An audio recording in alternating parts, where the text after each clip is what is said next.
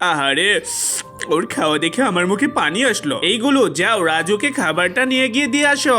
Okay ma'am, ঠিক আছে, আমার জন্য খাবার রেডি করে রাখেন কিন্তু। রাজু স্যারকে গিয়ে খাবারটা দিয়ে এসে বাসায় হাড় খাবো, হাড়। এই তো রাজু স্যারের অফিসে চলে এসেছি। এইটা কি দেখলাম, রাজু স্যার ম্যামকে ছেড়ে অন্য কাউকে খাইয়ে দিচ্ছে। এইটা তো হতে পারে না, খাবার ডাস্টবিনে রেখে দেব, গিয়ে এখনই ম্যামকে ডেকে আনবো। ও ম্যাম, আপনার কপাল পুড়লো। কি হয়েছে রে গুলু? চলুন আমার সঙ্গে। কেন?